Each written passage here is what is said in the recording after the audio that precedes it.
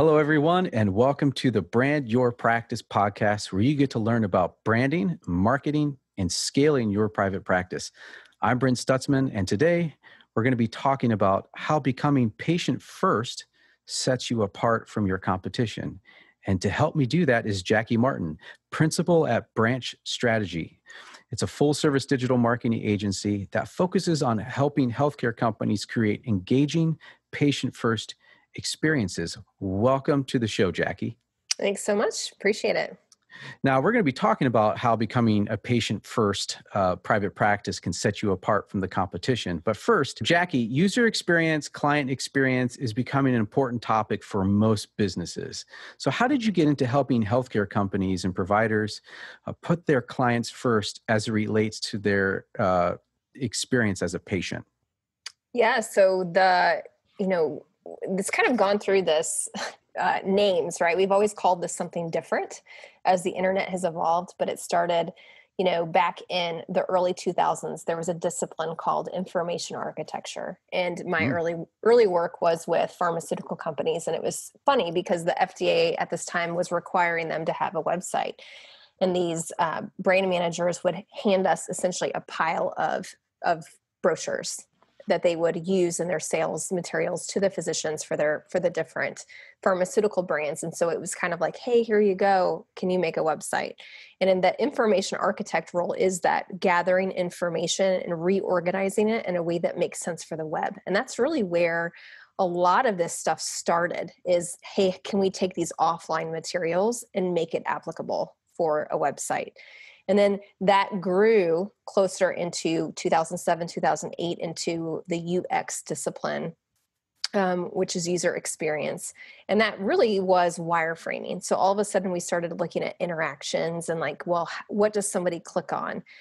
Where should your navigation be? What does a subpage level navigation look like? What subpages should you even have? And so that discipline kind of started to grow away from IA and into UX.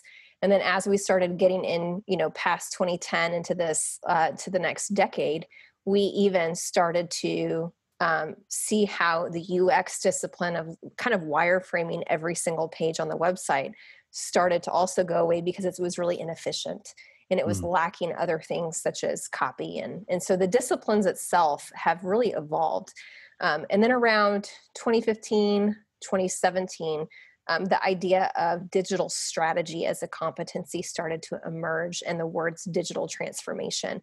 And it's that kind of final, it almost came in this full circle where you start with how do we take offline materials and make them work digitally? And then now a digital transformed practice is one who's digital first in the sense that there is no, we're no longer just doing patient brochures. We may only do things digital.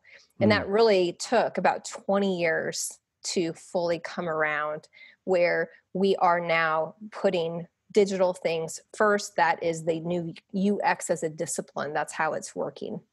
But we still can get stuck in our old ways. And that's the idea of patient first, which is we can make a website. It can look really pretty. It can even have, good pictures, good words, but if it's not meeting the needs of your patient, if it's not helping them find care, if it's not helping them do what they need to do, if it's not solving their problem, then it's not worth investing in. And so it's that kind of history of how things have come and brought us to this point, which is how can we do this better? Got it. Yeah, man, there's so much in there as you were sharing. I was like, yeah, you're right. And so I was writing down a few ideas to things to touch on, especially for small private practice owners, because in this industry now, what you are in, healthcare companies, healthcare insurance companies, they are paying big bucks to get this right because they need to innovate. They're seeing their competitors like fly by them and they're like, we need to get digital first. That's like the mindset now that they have to have. So, yeah, because you want to capture your patients where they are. Like what has their attention, right? And it's their phone.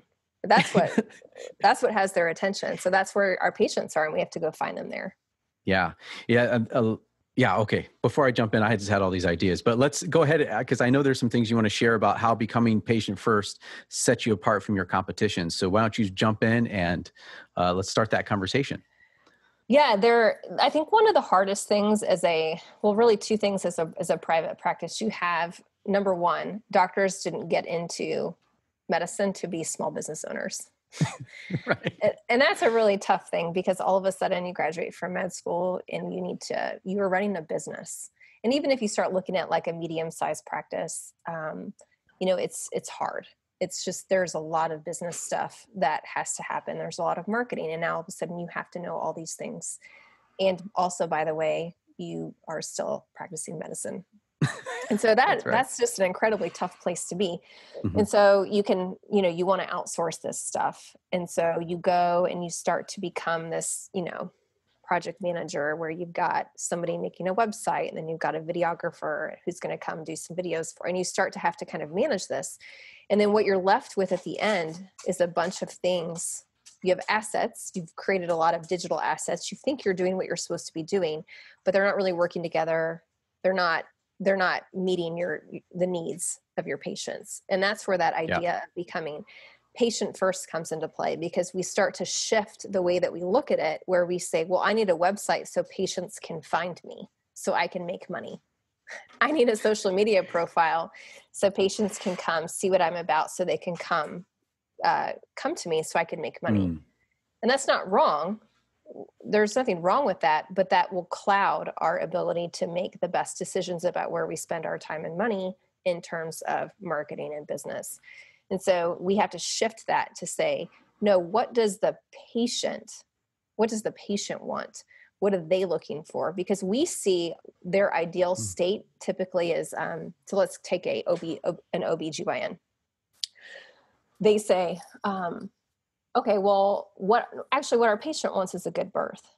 No, that is not what your patient wants. She wants to be 8 weeks post-delivery at her house and healthy. That's actually her goal.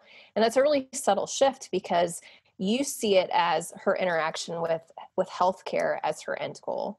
But really her interaction is her with her family and her child. And so there's a shift, right? There's a mental shift we have to take. And it's the same way for us as consumers. When you go to the grocery store, you're not looking for this kind of tertiary benefits of like, I'm looking for a clean, well organized store. I want to really like my grocery store. It's like, no, I want to get food tonight because I have to make dinner and I got to get it home and get my kids fed before we go off to this next thing. So all of a sudden, these subtle shifts in how we start looking at it will completely change the way that we approach our digital strategy. And that's really patient first is making that mental shift. So now all of a sudden, all of these fractured things that you've invested time and money in, you start to get a lot of clarity in terms of priority, and you start meeting the actual needs of your patients instead of trying to just grow your business. Yeah. Yeah, that's so fascinating. And as we both are trained in the StoryBrand Guide ways, that's something that I talk to my clients about, is that your website needs to show images and pictures about that success, what that looks like. It's not so much a quick and easy birth, but it's like home and healthy, and you're with your family and your newborn and everyone's smiling. Like that's the end goal that you're trying to help. Yeah, that's her goal. And then you're just a way to facilitate that. And the reason why this is so important, and we talk about this so much in the StoryBrand framework, but we exist to solve a problem. But most of the time we misdiagnose the problem because we're still seeing the problem through the lens of our business instead of seeing it through the lens of the person. And healthcare is so interesting in terms of, at the end of the day, what is their goal? And almost always I want to be able to garden and not have my knees hurt. I want to be able to, make it another year with my terminal cancer. I want to, all of a sudden, right, these are the goals. And so having those identify with your patients actually, believe it or not, will help you run a better social media account. It will help you have a better website. It's going to help you execute these tactics where it does actually set you apart from your competitors. Yeah, because it also will tell you, it'll also guide you what words you should be putting on your website and on your social media. Not just the images, but it's the words as well. Yeah. Yeah, and Amazon does this. When they have a product, they actually are required to do what's called I think they call it a narrative, and they have to write out from a customer perspective, how does this feature benefit them? Mm, How does it benefit somebody? Because even data unification and all of these more complex things that we can have to tackle, and integration with, electronic health records and all this stuff. At the end of the day, we have to see what benefit does it offer to our patients, because if that benefit's not there, it can really help align us in our priorities. Because we can, again, spend time and money on the wrong things that are not the best things for our patients, because it doesn't move the needle for them. And I was doing a usability study for a national urgent care center, and we had an online check-in. And hmm, in talking to their patients, we have to be really careful when we try to identify problems. And I always say, if you were to go back to 2005 and you are standing out there in Chicago and you're waiting for a cab in the rain, and I walk up to you as a researcher and I say, Brent, what do you need to make this better? You're going to say an umbrella. You are not going to answer, I would like an app on a smartphone where I can see my taxi cab in real time, which is automatically connected to my credit card. You cannot ask your customers what their problems are. You can't ask your patients, what do they struggle with? That's your job. Like, us mm, as professionals have to figure that out, but we can understand what are their struggles, and then we can figure out how digital can make their lives better. And that's that gray area where you have to have the right partners in place, because Uber, which is the answer to the rain question, mhm. could have said, well, they just need an umbrella, but they used digital to solve a problem. And that's what we Mm, have to identify, the right problem, so we can then identify the right solution using digital, assets. yeah. Oh, I would love to hear an example of that so that we can kind of, because we talk some theory. Do you have an example of a client you helped or what you've seen out there in the marketplace that they just like nailed it, other than, or like something in the healthcare industry? Do you have something that you could share on that? Yeah, like what kind of a problem that was identified? That's right. Yeah. A problem that Yeah. was identified, and then they kind of used this digital first strategy mindset to actually solve that problem. hmm Yeah. So I had a hospital client who they wanted to build a new services section for their website. So what services does the hospital offer? And the problem is that they had an antiquated solution. It was about 5 years old. And what's funny about healthcare, right, is that typically we tend to look at, we offer these services. This is what we do. But care is very personal. It's very, very Mhm. personal.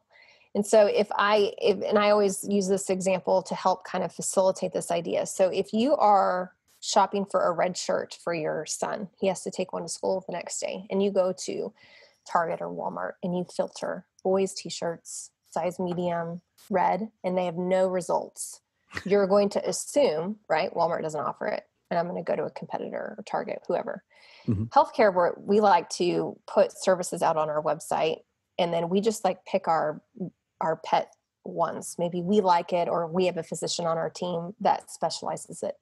But if I'm going to an ortho practice and I have scoliosis, and you guys, they treat it, but it just doesn't, never received enough attention to get a place on the services section, your patients are going to assume that you don't do it.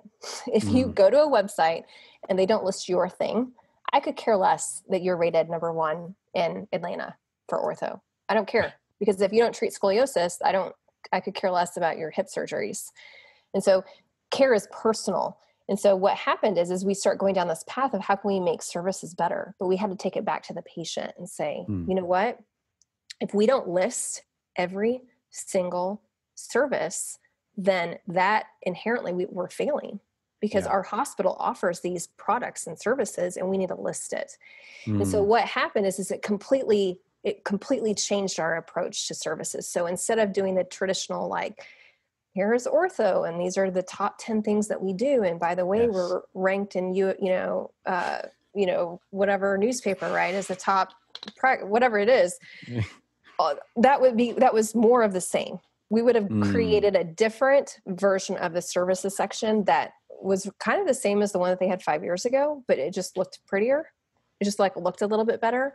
But by making it patient first, what we discovered through usability testing and through talking to patients is that we had them go through the current services section, and they actually saw spine surgery and knee surgery, and they assumed that it was body part surgery.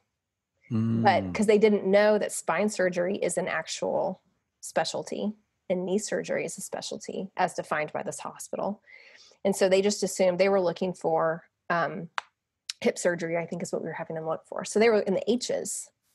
And so when we switched it to be patient first, it completely revolutionized the end product. And we said, okay, yes, we need to have specialties listed on the website. We need to have services pages. But at the end of the day, we have to go all the way to ICD-10 codes and pull all the services that we actually offer and group them and at least list it. So if I type in scoliosis, we don't have to have a big fancy page for scoliosis, but just like that Walmart example, we need to at least list that we offer it, because we do see a decent number of patients come through our doors that we treat for this. Yeah. And so it was a shift in our thinking to say, how can we make a services page patient first? And at the end of the day, I need to see my thing I'm looking for here. Otherwise, I'm going to assume that you don't do it, and I'm going to go to the next website. And that's the shift, right? That helps us get better at meeting the needs of our patients. Okay, so that's great. That's so helpful, and I'm a bit relieved, and I'm also challenged for the clients that I support. I'm like, all right, am I actually clear in that listing it? Because you're right. We all go shopping, whether it's for T-shirts or for healthcare, and we want to see that your thing. They have our size and color of the shirt that we need, and we tend to overthink it because we think we have to do this big production. But if you have a page on heart valves and you just list heart valve conditions under kind of like towards the bottom, at least they know, oh, he treats my condition. This cardiologist treats my condition. And that's all they need. Then they'll call, because that's what your competitors aren't doing. Yeah. They're not listing their actual services. And isn't that why we go to a doctor's website? Yeah. Can you help me? And it's fascinating, because then when you get to that service page, they just kind of talk about themselves, not so much how they help them. So even the copy around that, something I changed. I actually started modeling the websites that I build, the individual profile page. So I believe every clinician, healthcare worker, you can brand those clinical skills, right? So we talked about doctors, healthcare workers, whoever it might be, they're spending thousands, hundreds of thousands of dollars learning these skills, but they have no idea to actually take those clinical skills and then market them. And, but they, they get a lot of debt, but they have no actually how to stand out from that competition. And so one thing I did was I started, I took an e-commerce course. I don't even do e-commerce, but I just learned on it. It was like a Facebook ads course. And they opened up the product, and they basically said, here is how we high converting makeup line product pages. And I was like, how do I take that product page that's converting and basically turn that into a clinician page? Yep. And my goodness, like we just saw intakes. And here's what happens. People are like, I want to work with so-and-so because I saw their video on their page. I think we'll be a great fit. Like they are self-selecting the people they now want to work with, like cutting down barriers to entry like crazy. And it was all through just like, okay, we see in the e-commerce world how people are shopping for makeup. The same thing goes with people are shopping for healthcare providers. Like they just want to. It's absolutely right. And that's why I challenge any the hospitals I work, any practices to always say, like, stop making excuses. Healthcare is not different. Like, I am so tired of people who say, well, healthcare is different. No, we actually shop for healthcare in the very same way that we're looking for a restaurant. We're looking for, I want to see, what does the outside of the restaurant look like? What does the inside of the restaurant look like? What does the food look like? Right? What is the quality? Is it good reviews? Do I know what to expect? Is it, and even more so when you're trusting it, especially if you start getting into pediatrics, you're trusting your child with this person or your elderly parent.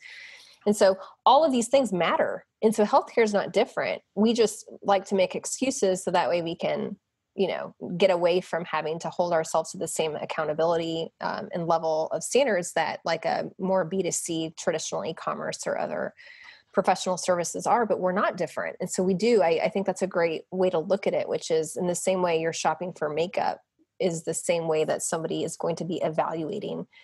And I think it's fearful because at the end of the day, the product is the doctor. And so it's Right. It's scary. And that's okay to feel that way, to be like, I don't want honest reviews because I'm always going to have dissatisfied customers. And it's like, yeah, you are. You're always going to have ticked off patients who go online and write things, but how do you handle that? How do you respond? Yeah. And those are the things that are important. Oh my goodness. It's so fascinating. Yeah. Cause I also said, look, Amazon has taught us how to shop. We put something in the computer, it generates a result. And the first thing we do is we look at the stars, how many stars they have. The second thing we do is look at how many reviews it has. And that is like the primary driver of our purchasing decisions. And so when I work with private practices, I'm like, look, your Google My Business page is like your number one social media right now. You need to get your review counts up. And there's lots of creative ways to do that. Because of HIPAA issues. So what I usually say is like, look, if past clients aren't leaving reviews, that's fine. You get your friends and family, former colleagues, professors, just going on there saying that you are a competent whatever, like just say that you trust them. And then those stars go up and the review counts go up. And then if one or two bad reviews come in, it doesn't completely tank your quote unquote product, your service, right? So it's just really getting that social proof is now becoming such an important thing in that digital first. As people go shopping, they're looking for social proof. They're looking for reviews, testimonials, those stars.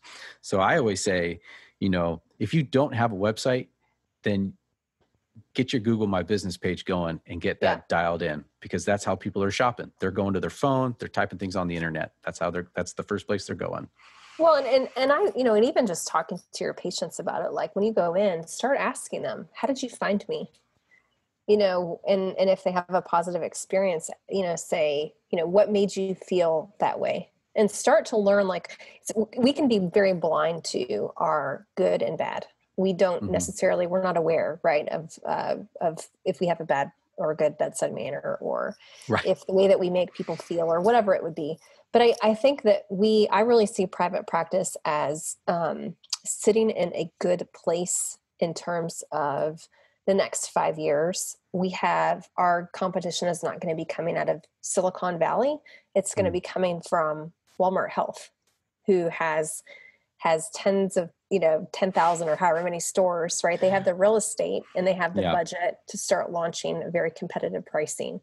And so if you're not competing on price, if you're more expensive, why would somebody come to you? And start pushing this, start really honing into what makes you different. What problem are you solving for your customers? Who are your target customers? Do you have customer personas set up for them?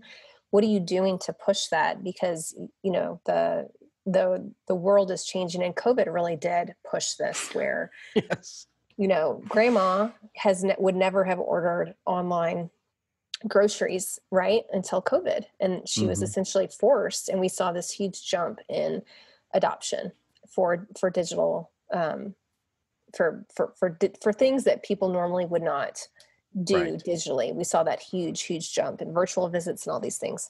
And so, we have to start pushing forward and understanding what are the ways that we can meet our patients' needs better. And then that way we're prepared as these changes continue to come, and they come fairly quickly.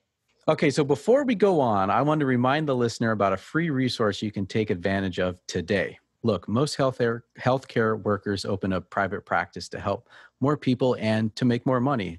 The problem is they lack a clear plan to grow their business, which includes a profitable marketing strategy. Now, that's why I created the Private Practice Marketing Roadmap. It's a free video training series that I walk you through my 3 pillars of private practice marketing. If you need fresh ideas about marketing yourself as a clinician or your private practice, or you just need a marketing strategy, go to brandyourpractice.com/roadmap. It's completely free and it will help you generate that pipeline of new clients. So just go to brandyourpractice.com/roadmap and get started today. All right, so let's go ahead and answer that question. What's a private practice, a doctor, a clinician? What can they do to start thinking about patient first, client first, as it relates to their digital marketing website? Yeah, I would challenge you to draw out on a piece of paper, what would your practice look like if you knew what you know now, and you could just snap your fingers and have it look different tomorrow? What would that be? Like, how would it be structured? Would you have a different location? Would you offer different products and services? Would you, like, what in the world would your practice look like? And I would challenge you to work on that to where it is meeting whatever problem your patients face that you're helping them solve. So if that's ortho and you're focusing more on like hip and knee, or are you ortho and you're focusing more on sports injuries? Are you more in the OB space where you are just doing deliveries or high risk, whatever it is for you? Who are your people that you're going after, and how in the world would you structure your practice? Because having that end vision, because it's going to look different than it is now. You're a better doctor, you're a better business owner, you're a better physician than you were whenever you started. And that starts to identify your vision, because you have to know where you're going. Like, why are you creating a website? Why are you creating a social media? Why are you looking to hire somebody to manage this? What are you looking for? Because otherwise we're just going into a direction without an end state, without an end goal. So it's like, where are you going? And that vision, typically, you might decide, well, you know what, if I could do it differently, I would probably cut out these types of patients and I would just focus on this. And then I think it would make a lot more sense, because I'm going to be just going after sports injuries. I think it would make more sense to be closer to our university. Okay, well, let's write that stuff down, because the way that you structure your digital assets, the way that you structure your business, and those small changes that you need to make are going to get you closer to that end vision. But if you don't have an end goal, your staff, your nurses, your other physician partners, they're all going to wonder where the heck you're going. So it's like, where are you taking your practice? And so getting that written down is so important, because we're not talking about how. There's 1,000 different ways to get you there, but you need to know what, and only you can know what you're going for. That's not our job. That's not your staff's job. That's not anyone else's job. We have to know what is your end vision for your practice? Because again, just like Uber, if we knew that if our end vision was, we want to create a seamless experience where I don't have to carry around cash and I don't have to wait in the rain. That's the goal. The fact that it's an app and it does this and you have to download it and install it, that's how you're going to do it. But we still have to identify what is that end experience that we're wanting to create. And then the path, that roadmap that you're just talking about, the roadmap to get you there can look different depending on your needs, but only you can own the what. Where are you going? And that's important. Yeah. Oh, that's so true. Yeah. It's, there's a lot of private practices. They want to be all things to all people, or I was like, you got to define exactly what you actually do. Because once you get that, then you can create the copy and the website, all that stuff, your digital assets around that. But right now, a lot of private practice owners have a hard time pinpointing, like, who's that ideal client? Who do I want to serve? What wakes me up in the morning? And to actually define that. Because there's so many things at play, like fear, like if they niche down too far, like, there won't be anyone who finds me. I'm like, it's the exact opposite. Like, there's people who out there who need your help and services, but you need to be able to speak to them. So when they land on your website, interact with videos, social media, whatever, they're going to want them to think, she gets me and she can help me, or he or she. Because depending on that target audience, your messaging, your website, like you probably shouldn't even have a Facebook page. depending on what target audience you're going after. You may even, decide to completely shift, all your dollars to non-digital advertising, depending on who you're targeting. Like who knows? But it's like, if you're going after, a very specific niche of people, but you leave your website and your overall digital assets real obscure, then that's where somebody is going to leave, because they don't understand who you are and what you do.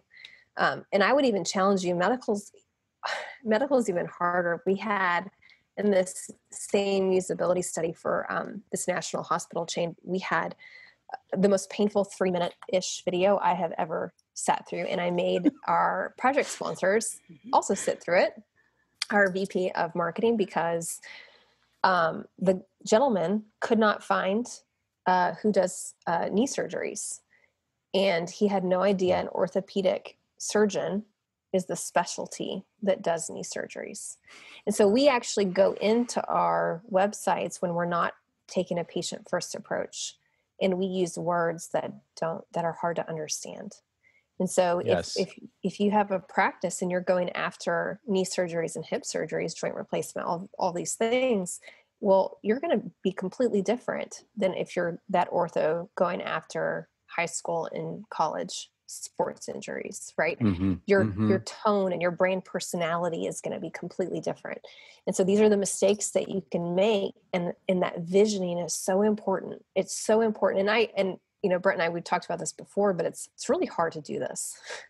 And sometimes it's good to have an outside thinker helping you write this stuff down and to say, okay, who am I? What am I doing? What do I offer? And, I do this professionally, and I hired a StoryBrand guide to help me do this, because I struggle even to explain my strategy services, right? Because I live it every day. Yeah. And so it is very difficult, but the visioning is so important, because when you get that right, you're excited to go into work. You're excited to grow your practice. You're excited to see your patients because it's who you're wanting to help. And then they're excited to see you because you're that doctor that they have been searching to find.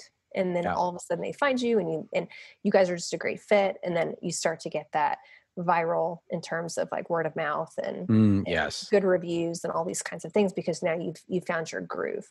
But it really starts, it's so important to make sure you get your vision right. Where are you going? Who are you? What are you doing? And that's like, who are you going to be when you grow up, right? That's right. It's important to figure that out. Yeah.